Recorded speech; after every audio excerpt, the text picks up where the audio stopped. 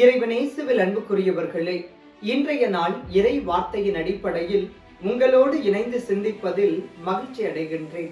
இன்றைய நற்செய்தி வாசகத்தில் ஆண்டவர் இயேசு கிறிஸ்து தன்னுடைய சீடர்களை அழைத்து அவர்களுக்கு பல அதிகாரங்களை கொடுத்து நற்செய்தியை பறைசாற்றவும் நல்ல பணிகளை முன்னெடுக்கவும் அவர்களை பல இடங்களுக்கு அனுப்பி வைக்கிறார்.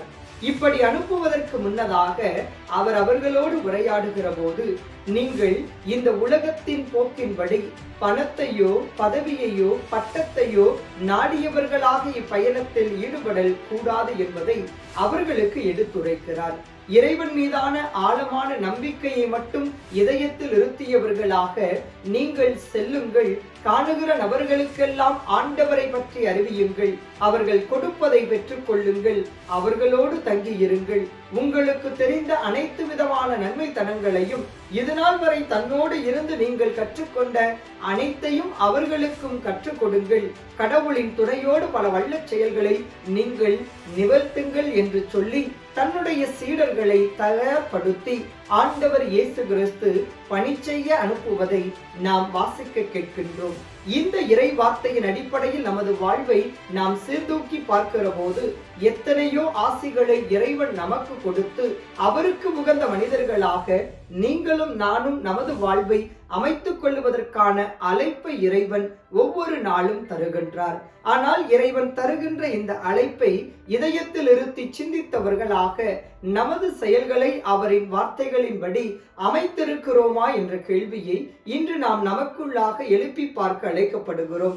ஆண்டவர் இயேசு கிறிஸ்துவை ஏற்றுக்கொண்டு அவர் மீதான நம்பிக்கையில் நிலைத்திருக்கின்ற நாம் அத்துணை பேரும் அவரிடத்தில் காணப்பட்ட நற்பண்புகளை நமது நற்பண்புகளாக மாற்றிக்கொண்டு நம்மோடு உள்ள சக உறவுகளுக்கு இந்த இயேசுவினிடத்தில் காணப்பட்ட நற்பண்புகளை நமது சொல்லாலும் செயலாலும் வெளிப்படுத்த வேண்டிய பொறுப்பிலும் கடமையிலும் நாம் இருக்கிறோம் என்பதை உணர்ந்தவர்களாக ஆண்டவர் இயேசு கிறிஸ்துவை போல நாமும் நமது வாழ்வில் அன்று இயேசு தன் சீடர்களை அனுப்பியது போல நம்மையும் இச்சமூகத்தில் இறைவன் அனுப்புகிற இடங்களுக்கெல்லாம் செல்லவும், நம்பிக்கையோடு ஆண்டவரை பற்றி எடுத்துரைக்கவும், அவர் மீதான நம்பிக்கையில் வேரூன்றிய நபர்களாக நமது வாழ்வை நெறிப்படுத்திக் கொண்டு நாளும் இயேசுவின் பாதையில் இணைந்து பயணித்து இறைவன் விரும்புகின்ற மக்களாக நமது வாழ்வை அமைத்துக் கொள்ளக்கூடியவர்களாக அவரின் வார்த்தைகளுக்கு சான்று பகருகின்ற